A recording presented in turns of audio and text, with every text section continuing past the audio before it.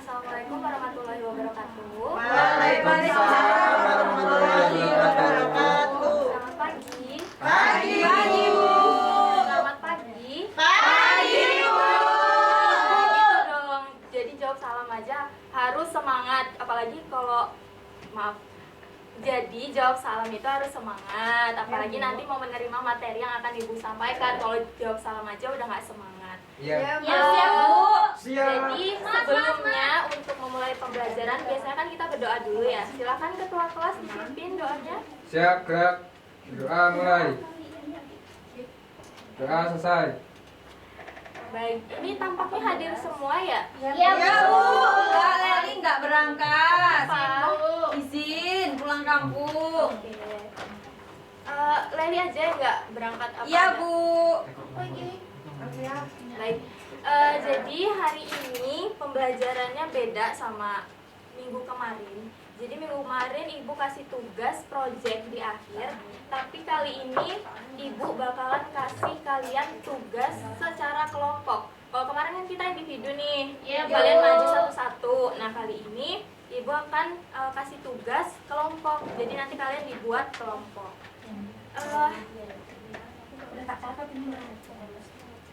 Nah, jadi hari ini kita akan belajar materi mengenai pengangguran. Nah, sebenarnya materinya nggak terlalu sulit yang akan Ibu sampaikan. Tapi kalau misalnya pengangguran ini terjadi di hidup kalian, ini sulit sekali. Ya, sulit sekali. Jangan sampailah, Bu. Iya, jangan sampai ya. Jadi ada 5 poin yang akan Ibu bahas di materi ini. Yang pertama ada pengertiannya. Kedua ada penyebab pengangguran, ketiga dampak pengangguran, yang keempat jenis-jenis pengangguran, dan yang kelima cara mengatasi pengangguran seperti apa. Nah, jadi ini pengertian pengangguran. Bisa dilihat ya panjang sekali pengertiannya, tapi yang kalian ketahui pengangguran itu apa sih? Bu. Coba. Tidak bekerja. Ada yang tahu lagi nggak? Dia sudah melamar pekerjaan tapi belum menerima pekerjaan. Iya, jadi coba. Sudah mencari lowongan pekerjaan. Iya, benar sekali. Jadi yang diomongin sama teman kalian ini benar semua ya. Tapi singkatnya, pengertian pengangguran itu orang yang belum mendapatkan pekerjaan atau sedang mencari. Iya, seperti itu. Nah, kemudian yang kedua, kita udah bahas nih tadi pengertiannya. Sekarang penyebab pengangguran. Coba dibaca dari sebelah sini. Penyebab pengangguran yang pertama terjadi PHK atau pemutusan hubungan kerja akibat krisis ekonomi atau keamanan yang kurang kondusif. Ya. Contohnya seperti apa sih? Bisa kasih contoh nggak? Di PHK, Bu. Contohnya di PT gitu, karyawan di PHK jadi nggak bisa kerja Iya, lagi. benar sekali. Jadi kita mengalami nih 2 tahun terakhir ini kan, kita COVID. Nah, pandemi. Jadi banyak banget nih perusahaan yang mem-PHK karyawannya secara sepihak bahkan kan. Kasihan banget. Kemudian yang kedua, kemajuan teknologi sehingga menggantikan tenaga kerja manusia. Coba, Siwi. Kemajuan teknologi sehingga ya seperti mesin cuci contohnya manusia. Bu, saya aja, Bu. Coba silakan. Jadi di sektor pertanian itu ya, Bu, seperti itu tanam, itu pemanen udah ada alatnya sendiri. Jadi tenaga manusia itu tergantikan sama teknologi. Iya, seperti quick. Kan sekarang tuh zaman semakin canggih ya, semakin modern. Jadi orang-orang semakin pintar nih buat teknologi untuk menggantikan tenaga kerja manusia. Selain itu, apa nih keuntungan dari teknologi itu untuk menggantikan Waktunya lebih cepat dan efisien. Mempermudah manusia pekerjaannya. Semangat. Peringkat 1 sama 2. Semangat. Semangat banget sih, Bu. kita udah bahas 2 poin pengertian dan penyebabnya. Sekarang jenis-jenis pengangguran. Loh, Bu, pengangguran ternyata ada jenis-jenisnya juga. Iya, Bu. Kita termasuk ternyata pengangguran itu ada juga. Kita maksudnya angkatan kerja, guys. Nah, di slide ini ada 3 jenis-jenis pengangguran. Tapi nanti di slide berikutnya ada 2 lagi. Yang pertama pengangguran struktural. Apa sih pengangguran struktural? Coba sih yang belakang itu biar nggak ngobrol baca. Yang pertama. Iya, Bu, jenis-jenis pengangguran struktural, yaitu jenis pengangguran yang disebabkan oleh perubahan ekonomi dalam waktu lama. Misalnya perubahan negara dari agraris menjadi ekonomi. Tentu saja hal ini berdampak pada berkurangnya tenaga kerja akibat adanya perubahan lowongan pekerjaan. Kemudian pengangguran konjungtural, yaitu pengangguran. Stop. Tadi yang pengangguran struktural bisa kasih contohnya nggak? Kayak gimana? Atau ada yang bisa menjawab? Gak ada. Gak ada tahu nih. Belum tahu, Bu. Dari agraris menjadi ekonomi. Ekonomi. Jadi contoh dari pengangguran struktural ini seperti gini. Misalnya suatu negara itu negara agraris yang pertanian, otomatis kan skillnya warga negara di situ bertani kan. Kemudian negara tersebut pindah nih jadi negara yang bekerja di kantoran, nggak agraris lagi. Jadi kan skillnya berubah tuh. Nah di situ banyak pengangguran yang terjadi. Alhasil Karena belum mampu menguasai. Ya benar alhasil sekali. pihak asing. Nah kemudian yang kedua pengangguran konjungtural. Apa itu pengangguran konjungtural? Jadi pengangguran ini terjadi dikarenakan perubahan ekonomi, seperti negara mengalami resesi ekonomi atau sedang dalam masa depresi. Nah seperti yang ibu bilang tadi kan, PHK ya Bu? iya Iya. masa depresi, pandemi yang kita alami 2 tahun yang lalu itu kan gak hanya terjadi di negara kita saja, di negara lain seluruh dunia Bu. Kemudian yang ketiga pengangguran friksional. Coba sih ibu pengen Ajeng baca pengangguran friksional itu apa? Pengangguran friksional, jenis pengangguran di mana seseorang belum bekerja dikarenakan masih kesulitan memperoleh pekerjaan yang sesuai.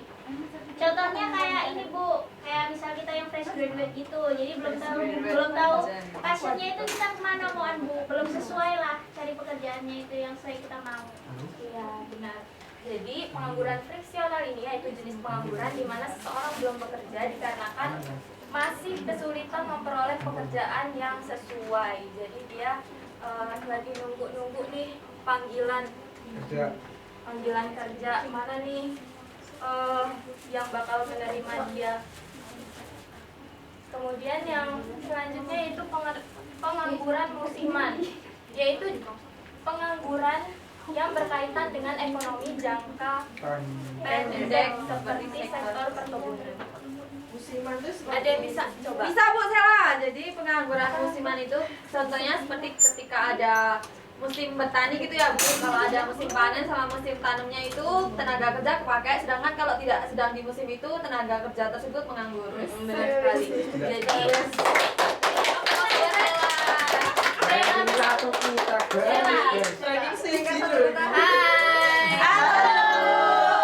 Jadi pengangguran musiman ini contohnya seperti petani kebun atau petani padi, dia kan harus menunggu musim nih untuk mendapatkan penghasilan. Nah, selama dia menunggu musim itu tiba, itu dia menganggur, nggak ada penghasilan kan? Nah, nih terakhir setelah menganggur nggak ada penjelasannya, ada yang bisa jelasin nggak? Coba Sela. Ganti jangan Sela. Coba Adila bisa kasih tahu nggak setengah menganggur ini apa? Itu Bu. Ajingannya Bu, ada setengah nganggur Bu. Contohnya seperti apa? seperti tukang gojek. Ada lagi yang tahu? Coba sebelah sana. Sebelah sana gantian. Sebelah sana. Monica coba. Ibu apa namanya pengangguran yang setengah waktu. Itu gimana sih contohnya? sip-sipan. Kerjanya sip-sipan, Bu. Misalnya pagi nanti berubah lagi. Ya, contohnya itu Malam jadi seperti pagi. ini Pegawai. pekerja freelance. Ya. Jadi kan dia pekerjaannya Jadwalnya diatur sendiri Bu. iya Fleksibel. fleksibel ya. Yes. Jadi iya. ketika dia punya pekerjaan dia aktif. Dia Kalau enggak, ya enggak. iya kalau enggak ya enggak dia enggak dapat Siap. penghasilan seperti itu. Kalau enggak gitu. Aduh Bu, buatin dia. Kita udah bahas mengenai jenis-jenis pengangguran. Selanjutnya dampak Bu, sini nakal Bu. nakal dong. Ayo perhatikan biar paham supaya pengangguran ini tidak terjadi di hidup kalian. Takut nganggur. Dampak pengangguran. Ada yang tahu nggak dampak pengangguran itu apa? coba? Kemiskinan. Terus Menyebabkan kriminalitas. SKP sebut tolong. Tingkat pendidikan yang rendah, Bu. Iya benar sekali. Jadi ada 2 poin yang akan Ibu bahas di sini. Halo. Hai. Ibu jangan ketawa terus ya, perhatikan. Iya Ibu. Jadi ada 2 poin yang akan Ibu bahas di sini, yaitu dampak pengangguran bagi masyarakat dan bagi negara. Bagi masyarakat yaitu meningkatkan kemiskinan, memicu tindakan kriminalitas atau kejahatan, menjadi beban psikologis bagi pengangguran itu sendiri atau keluarga yang bersangkutan. Beban keluarga Bu sebelah ini. Contohnya teman saya nih, Bu. Contohnya sih apa coba, bisa jelaskan nggak contohnya? Coba sih dijelaskan. Seperti mahasiswa yang meminta. Coba. Bu, kalau beban psikologis itu terjadi pada diri sendiri. Jadi melihat teman-temannya udah pada bekerja dan dia masih menganggur itu menjadi beban buat mental dia sendiri. Ada stres sendiri. Nah itu kan untuk si pengangguran itu sendiri ya. Kalau untuk keluarga yang bersangkutan itu contohnya seperti ini. Ngelihat anak-anak tetangga nih udah pada kerja semua. Anak gue belum nih, kok belum kerja gitu, masih nganggur. Beban banget. Terus yang seharusnya anak itu di usianya udah menghasilkan Duit. uang, tapi dia belum. Nah jadinya kan dia jadi beban keluarga. Kemudian keterampilan menurun karena lama tidak digunakan. Jadi selama Menunggu Panggilan pekerjaan itu mungkin terlalu lama, jadi skillnya tidak diasah. Jadi mungkin keterampilannya menurun. Minimnya jadi skill. ketika kita sedang menunggu panggilan itu alangkah baiknya kita mengasah skill kita ya, biar keterampilan kita tuh nggak menurun gitu. Iya, Bu. Apa sih Iya. skill perusahaan yang sekarang tuh sedang dibutuhkan gitu. Jadi kita asah terus supaya nggak Luntur. Tidak memudar. turun. Kemudian bagi perekonomian negara yaitu rendahnya pendapatan rata-rata penduduk per kapita. Berkurangnya sektor pajak yang diterima dengan negara, pendapatan negara turun. Hutang negara meningkat. Nah, 3 poin teratas ini saling berkaitan. Kenapa?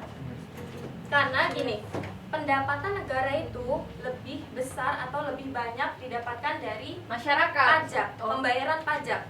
Nah, pembayaran pajak ini kan yang bayar Masyarakat. ya saya nah, kalau misalnya banyak pengangguran, berarti kan nggak ada yang berpenghasilan nih. Negaranya nggak ada Nah, negaranya nggak ada pendapatan, akhirnya dia Mengutang ke luar negeri, Bu. Iya betul. Jadi akhirnya dia mengutang.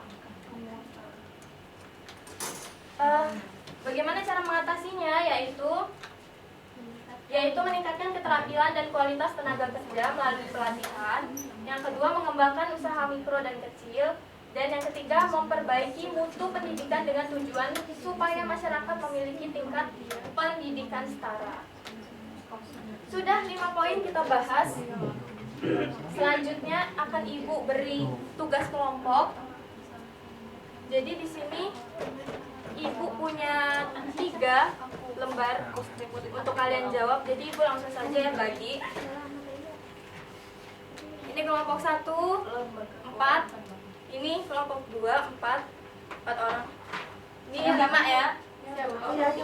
Nah, ini nggak kalian kerjakan semuanya. Jadi kelompok 1 ngerjakan nomor 1, kelompok 2 ngerjakan nomor 2, seperti itu. Siap. Kalau ada yang kesulitan bilang ya. Ya Bu. Adilah maju. Udah, Bu. Bu. Udah Bu, maju aja perwakilan semua kelompok jadi paralel Ayo, biar nggak kelamaan. Ayo silakan. kelompok 1 dulu ya Bu. Di sini saya mewakili kelompok 1. Mengapa pengangguran dikategorikan sebagai ancaman di bidang ekonomi? Jawaban kami, salah satu faktor penyebab ancaman di bidang ekonomi secara internal adalah soal angka pengangguran yang tinggi. Jadi pengangguran dikategorikan sebagai ancaman di bidang ekonomi dikarenakan pengangguran termasuk salah satu sumber daya manusia yang tidak dapat memberikan kemajuan baik negara maupun diri sendiri. Beri aplaus buat kelompok 1. Tadi pertanyaannya, salah satu penyebab pengangguran adalah berkurangnya lapangan pekerjaan, bagaimana cara untuk mengatasi hal tersebut. Jadi untuk mengatasinya, pemerintah menerapkan suatu program KB, kemudian meminimalisir adanya kegiatan transmigrasi, kemudian menciptakan lapangan pekerjaan sendiri. Ya, beri aplaus buat kelompok 2. Selanjutnya kelompok 3. Baik Bu, dari kelompok 3 itu mengapa pengangguran hanya dapat dikurangi dan tidak bisa diselesaikan dengan tuntas. Nah, menurut kelompok kami, karena semakin banyak jumlah penduduk, maka kebutuhan hidup semakin banyak dan peluang pekerjaan semakin sedikit. Maka pemerintah hanya bisa mengurangi tingkat pengangguran dengan cara membuka lapangan pekerjaan. Iya, Seperti itu, Bu. terima kasih. Ya, Bu. Beri aplaus buat kelompok 3. Silakan kembali untuk duduk. Makasih, Bu. Iya. Oh, dikumpul. Kumpul lagi. Aduh. Nah, jadi udah ada 5 poin yang sudah kita bahas tadi. Kira-kira dari 5 poin ini ada yang kurang jelas nggak? Atau ada yang perlu kita bahas lagi? Jelas, Jelas ya, alhamdulillah kalau gitu. Jadi untuk mengakhiri kegiatan pada hari ini kita berdoa dulu. Silakan ketua kelas. Siap, gerak. Mulai. Selesai. Baik, terima kasih. Beri aplaus buat kita semua. Ibu akhiri, wassalamualaikum warahmatullahi wabarakatuh. Waalaikumsalam.